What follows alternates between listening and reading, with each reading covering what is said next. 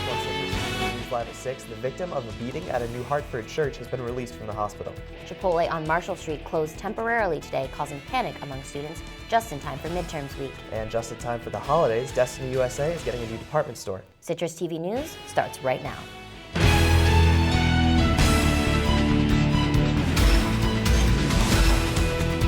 From the CitrusTV studios, this is CitrusTV News Live at 6, your campus news leader.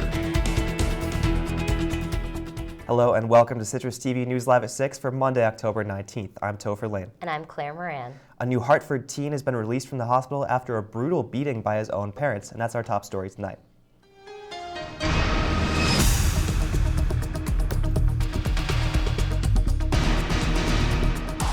The boy who was beaten by his parents at a New Hartford church last week has been released from the hospital and into the care of family members.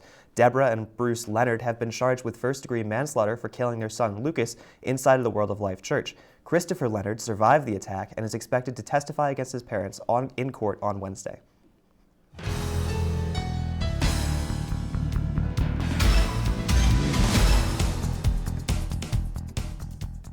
A Marshall Street favorite was closed earlier today. Chipotle was unable to open on time due to circumstances beyond their control, according to a sign posted outside the restaurant. But don't fret, burrito lovers. Chipotle did reopen this afternoon just around 1 o'clock and will remain open until closing hours. The 800 block of Comstock Avenue was closed this morning to traffic. The Syracuse Department of Water was out early fixing a water main break that brings water to the apartment buildings at 803 and 805 Comstock Avenue. Traffic was diverted to Euclid Avenue until the water main was fixed. South Campus buses are still running on schedule. Shoppers at Destiny USA now have a new store to go to. Nordstrom Rack will open this Thursday at 9 a.m. The store will host a rally at the Rack to kick things off with music, coffee, and breakfast for shoppers. At the big opening, customers 18 and older can enter to win $100 gift cards, and the first 1,000 customers who make a purchase will receive a Nordstrom Rack tote. Store hours will be Monday through Saturday, 10 a.m. to 9:30 p.m., and Sunday between 11 a.m. and 6 p.m. The Syracuse Youth Development Council met at Syracuse University last Friday to discuss youth violence in Syracuse City schools. CitrusTV News reporter Cheyenne Devon is here in studio to discuss what came up during this meeting. Cheyenne? Hi, thank you all for having me. So why was this meeting held in the first place, and why on the campus of Syracuse? So this meeting was held to provide an open space for Syracuse City School District teachers and administrators, as well as student representatives, to share their experience with youth-on-youth violence in the Syracuse community. It was held on the campus of Syracuse University to bring awareness to the student body and also as a call to action for SU students to get involved through mentoring these at-risk students. So Cheyenne, what are the overall goals of the Syracuse Youth Development Council? Thank you, Claire. So the goals are to expose SU faculty and students to the issue of youth-on-youth violence, as well as hopefully inspire them to get involved in a number of ways, whether it be mentoring these students or just making sure that the students have a clean environment to learn in. Another goal of this panel was to make sure that to bring together both of these groups so that they could brainstorm ideas about how to fix the problem of youth-on-youth violence. So how can students actually get involved? There are a number of organizations on campus that actually do get out into the community and these schools to mentor these students, such as Project Grind, Straighten Your Crown, and Jump Nation. Some of the teachers shared with me how excited their students are when they get the opportunity to meet SU students, because for some of the students in the Syracuse City School District, Syracuse University seems like this distant promised land. It seems like this unattainable dream. So when they actually get to meet SU students, they're very inspired, and it really makes them want to do better in school. Well, thank you, Cheyenne. Thank you. And you may have seen ads for the daily fantasy football websites. Nick Papantonis tells us that before you try to strike it rich, you may want to look behind the scenes and see what the experts are concerned about. You've seen the ads. This isn't fantasy as usual. FanDuel has definitely changed my Sundays. Daily fantasy sports leagues appear to be your next ticket to the big time. Just pick your players, place your bet, and start looking for your new Caribbean mansion. But it isn't called fantasy for nothing. I did do the DraftKings once for fantasy baseball, and I lost like $20 in a matter of a night. The thinking behind this is the fact that fast and easy money How can I obtain money in a quick manner? Susan Brown is the primary counselor at Syracuse Behavioral Health Care, specializing in gambling addictions. She's concerned that the rise of fantasy sports will cause more people to develop addictive behavior. It's triggering them pretty consistently throughout a game. We took off the online poker, but now we have the fantasy football. The companies make it seem like there's plenty of money to go around. In reality, a small number of players account for a huge percentage of the winnings. They've got to be targeting people who have enough disposable income. I'm guessing you're targeting late 20s. They can do okay with a whole bunch of $6 entry fees, but they're going to do a whole lot better with fewer $1,000 entry fees. Those players are known as sharks, the top 1% of players who bet thousands across hundreds of lineups and win as much as 90% of the millions of dollars in prizes every week. In fact, 70% of fantasy players lose their money to these select few, but you would never guess it from the ads. I've deposited a total of $35 on FanDuel and won over $2 million. Requests for comment from these companies were not returned. Reporting for Citrus TV News, I'm Nick Papantonis. Is mourning the loss of a local high school football player. And the conflict between Israel and Palestine is heating up again.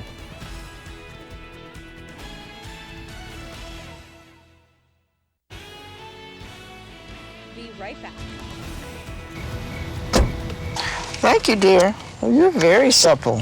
It's like I was at your age. Back then, I was a sex expert. Used to call me the buttered biscuit. I know about birth control, too. So you can ask me anything, baby. Bedsider.org has birth control information and a lot more. And it's... Have you had sex in this car yet?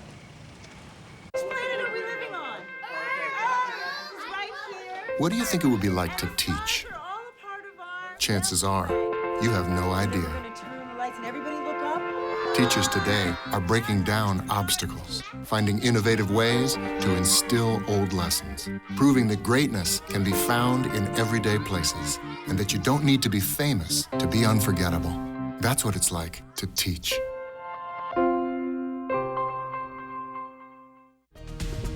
If you see news happening on campus in Syracuse or across the nation, call the Citrus TV Newsroom 315-443-1177 or tweet at Citrus TV News, your campus news leader. So, I just moved in with his family, and it's embarrassing. The little one, he likes to go outside and crawl around in the giant litter box. I don't know what he's doing. I mean, I was born and I knew how to use the litter box. Look at that! That's disgusting! Oh, poop already! You're making me nervous. Oh, okay, I can't look at this anymore. I really hope he grows out of this, for his sake. Staring contest! You still got it. I know. Come alive with the forest. Visit discovertheforest.org to find a forest near you.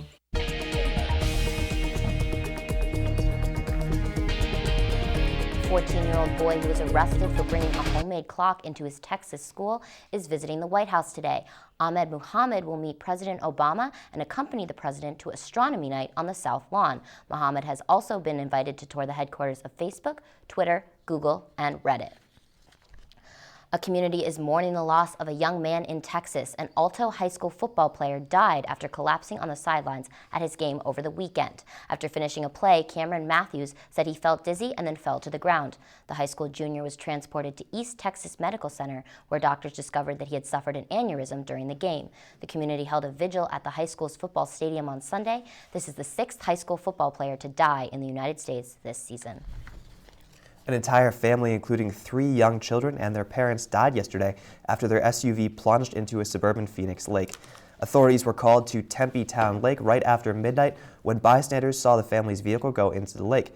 Investigators are still working to figure out what caused the crash. A young man was killed and 5 other people were injured in a shooting at a zombie-themed festival in Florida this weekend. The annual festival was expected to have over 20,000 fans in attendance. The police are still looking for the suspect.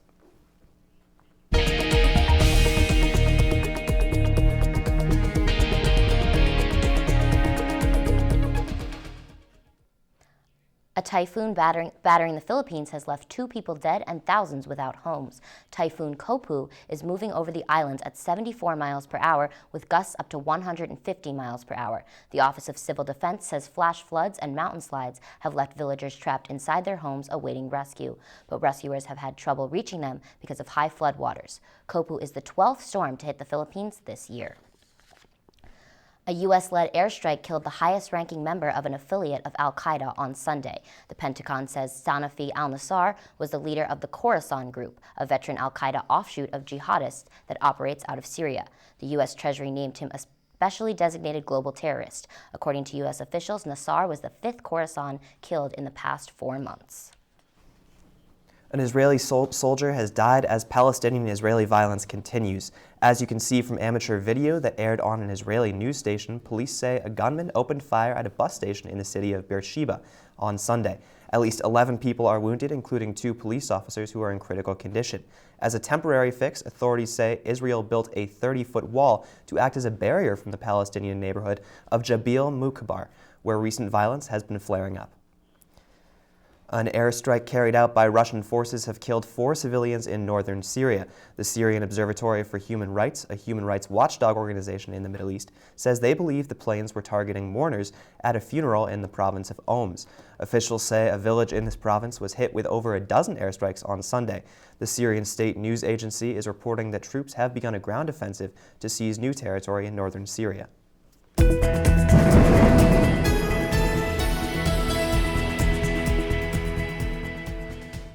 Although it's mid-October, parts of central New York have already received an early taste of winter. Some areas have gotten up to 9 inches of snow over the weekend. Just 25 miles north of Syracuse, Oswego County had the most snowfall in the nation on Sunday. Police say icy conditions caused more than 50 accidents in the Syracuse area alone. According to officials, one accident involved 11 vehicles. A man was pinned underneath a car and suffered serious head injuries from the accident. Accidents like these closed parts of Interstate 81 for hours. CitrusTV weather reporter Brittany Muller is live in studio to tell us more about the seasonal temperatures we'll be seeing throughout the week. So Brittany, no snow in the forecast, right? No snow is in the forecast, Claire. It has been a beautiful day today with the sun shining. We've been in the low 50s and winds are out of the southwest at 14 miles an hour. The average for this time of year is about 59 degrees. Things are going to cool down tonight, about 45 degrees with a 30% chance of rain, cloudy skies. Tomorrow we will expect some cloudy and rainy skies and a 20% chance of rain. And here's a look at the current temperatures in the country. You could see the West Coast 60s and 50s. Midwest, we can see that 70-degree weather. Along the East Coast, there's 40s and 50s. And parts of central New York got a little taste of winter. Here's a look at the snowfall from the past weekend. You can see Syracuse, Oswego, and Jamestown all got some snow. 9 inches of snow in Oswego caused icy conditions along I-81, causing the interstate to close down for several hours. And we are expecting some rain to come in New York, and further west is expecting some rain as well. And taking a closer look here, there's rain showers across central New York to come tomorrow. It's heading south. And your weather for the week, tomorrow 20% chance of rain. And Wednesday in the 60s, 60% chance of rain. Friday 47 degrees, Saturday 59 degrees. Coming up after the break, George W. Bush is back in the spotlight after comments made by Donald Trump over the weekend. And Jeb Bush is defending his brother from Trump's criticism. That and more as we go on the road to 2016 when Citrus TV News returns.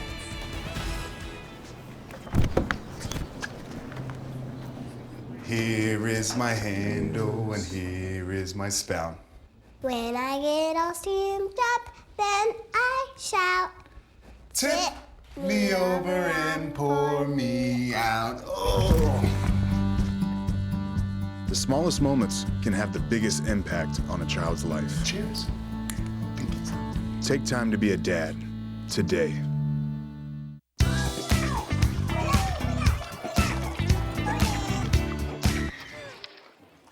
Looks like it's done.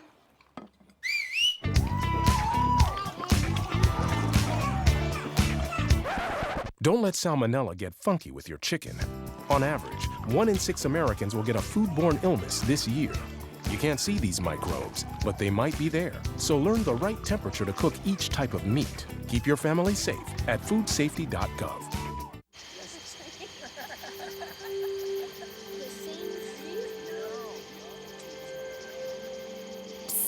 They're coming.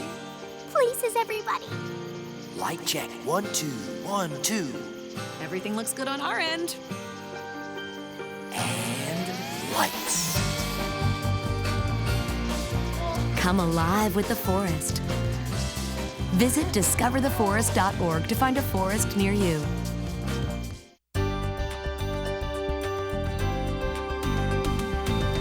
Oprah Winfrey is joining Weight Watchers, but not for diet purposes. Winfrey is taking a 10% stake in the company for about $43 million. She will also be joining the company's board. Weight Watchers says Winfrey has given the company permission to use her name and image for its programs, products, and services. Now the company's board will expand from 9 to 10 members. The agreement is set to last for 5 years. A breast cancer survivor is thanking someone very special for saving her life. Tara Leonard said that she was studying in bed for a test when her dog, Willow, jumped up and started licking her left side. When Leonard wiped off the slobber, she felt a lump. She went to her doctor right away and was diagnosed with breast cancer. As a vet tech, Leonard believes it is possible her dog detected the tumor since dogs can detect changes in humans. Leonard is now cancer-free and continues to give her dog some extra love every day.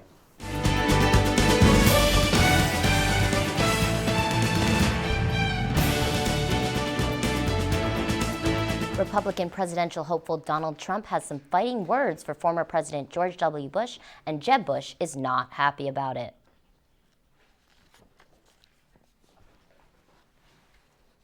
Safe.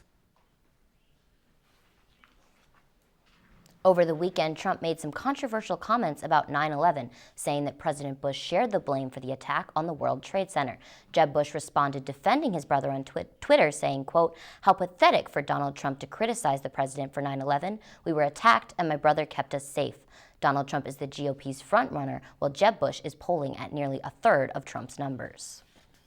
Now here in Alabama, without the right kind of ID, it's nearly impossible to vote. Hillary Clinton has spoken out against a big decision made by Alabama Republicans. In a speech on Saturday, Clinton criticized the state's decision to close 31 driver's license offices and require proof of citizenship to vote. At the Alabama Democratic Conference's convention, Clinton referred to the plan as, quote, "a blast from the Jim Crow past." Clinton asked the Republican-controlled legislature to listen to not only their constituents, but also their consciences. A new CNN ORC poll has released the public's thoughts on the first Democratic debate. The poll finds that most people who watched the debate think that Hillary Clinton had the best performance of the night. However, her standing at 45% has remained relatively stable since before the debate. Behind Clinton is Vermont Senator Bernie Sanders at 29%. Vice President Joe Biden, who did not participate in the debate, follows at 18%. If Biden decides to sit out of the race, the poll says that Clinton's lead over Sanders would drastically climb.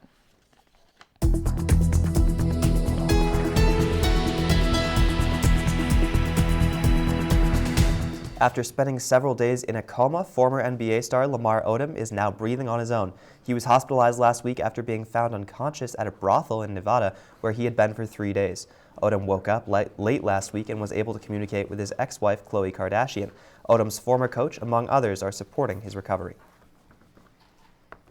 Coming up, Syracuse football looks to earn its second ACC win of the season. We'll have the highlights of the Orange's game against UVA. Also, it was a first for SU women's soccer this season, and senior day at JS Coyne Stadium was perfect. We'll be right back. Huntington! Every proper bear knows that the right fit means everything.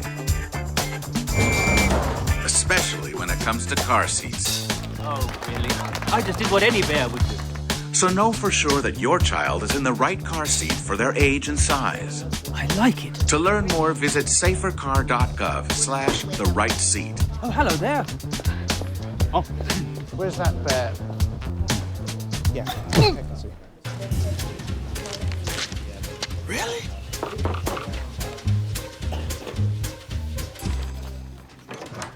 Fudge, what's up, man? You left some leaves burning out here. Yeah, I just came in just for a second. Come on, man. If it's too hot to touch, it's too hot to leave. You could torch the whole neighborhood. It's a good point there, Smokey. 9 out of 10 wildfires are caused by humans. Only you can prevent wildfires. On the night of October 14th, Syracuse University was notified of an off-campus incident via Orange Alert. Just moments after the event, Citrus TV News was already bringing you new information on Periscope and social media. Then we brought nearly an hour and a half of live streaming coverage to students on and off campus via the web. Our own Hunter Sines was at the scene near the shooting, sending us live images of the area under investigation. The following day, reporters were live with the full story. With full team coverage, we kept SU informed with the latest, most accurate information possible. We really are your campus news leader. Jimmy can't sing, and Tommy can't dance. So we're gonna put some ants in their pants. Aww. Kids will spend 22 minutes watching us, the super duper party troopers, sing about ants in their pants. Isn't that funny? Ants in their pants, they got ants in their pants, they've got ants in their pants. Brushing for 2 minutes now can save your child from severe tooth pain later. 2 minutes, twice a day. They have the time.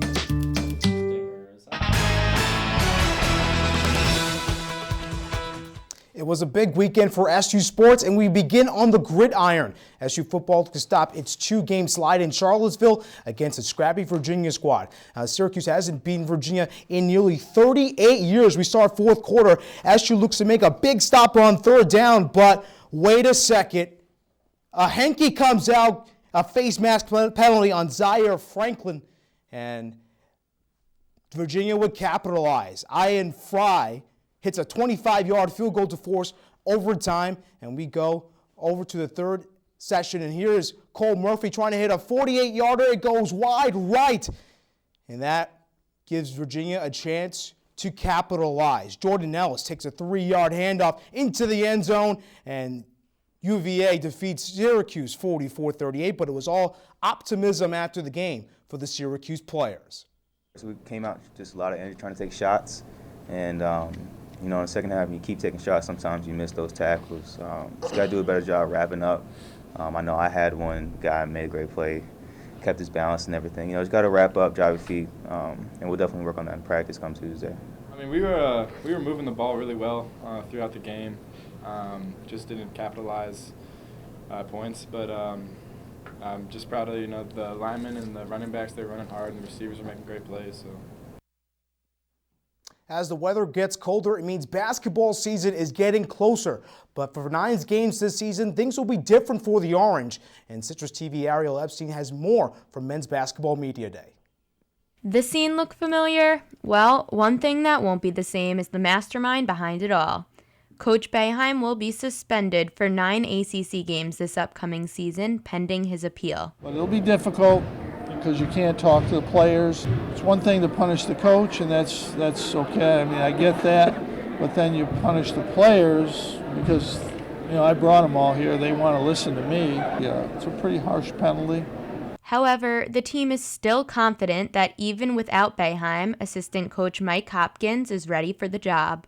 One thing I like about our coaching staff is everyone played here.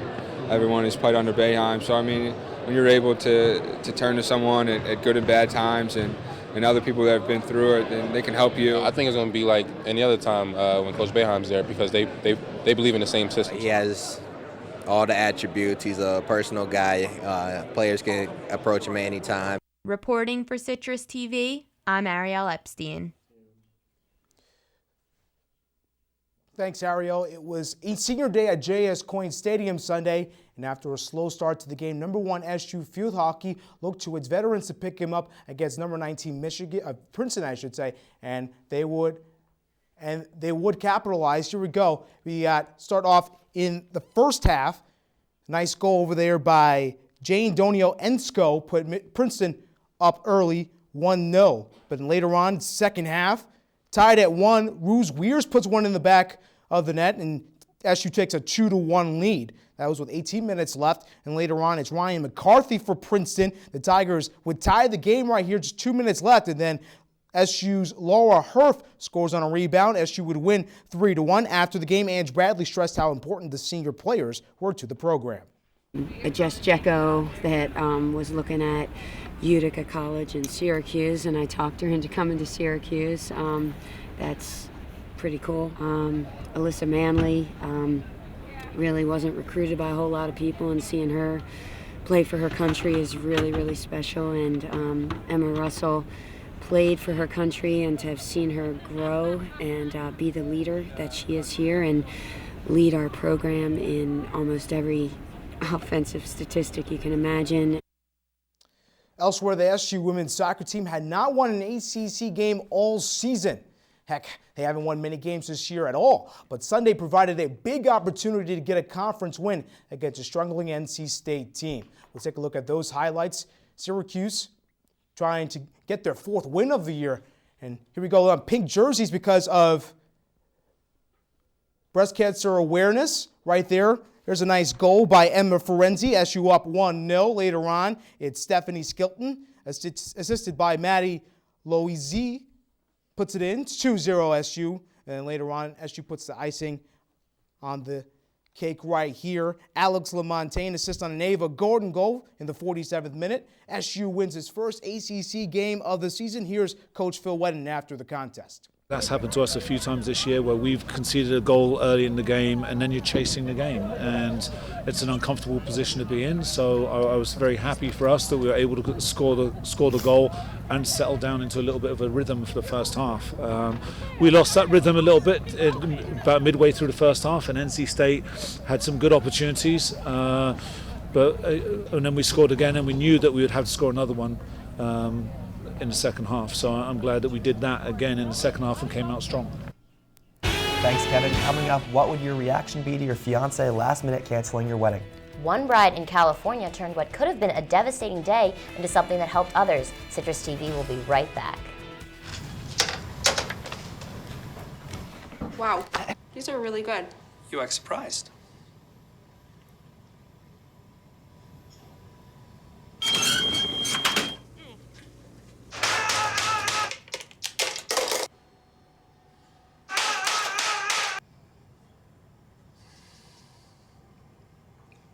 Practice makes perfect. You don't have to be perfect to be a perfect parent. There are thousands of teens in foster care who don't need perfection. They need you. Cuse fans, the Orange are coming back to campus, and you can too. After 2 straight road games, Syracuse football hosts Pittsburgh in the Carrier Dome Saturday, October 24th at noon. It's Orange Central weekend. Generations of alumni will be back to celebrate homecoming and to cheer on the Orange in their conference clash with Pitt. Tickets are on sale now at the Carrier Dome box office, Cuse.com, and 1-888-DOME-TIP. After a groom-to-be called off his wedding, his bride was stuck with a venue and enough food for $35,000 wedding.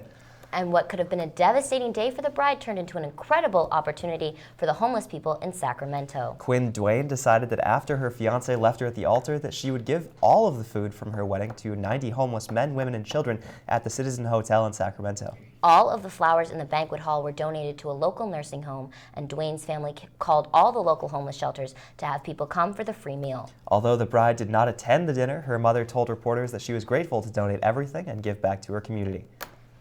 And that's all the time we have for Citrus TV News Live at 6. Thanks for joining us. I'm Claire Moran. And I'm Topher Lane. Tune back in tomorrow at 6 for News Live at 6 tomorrow. Have a great night, Syracuse.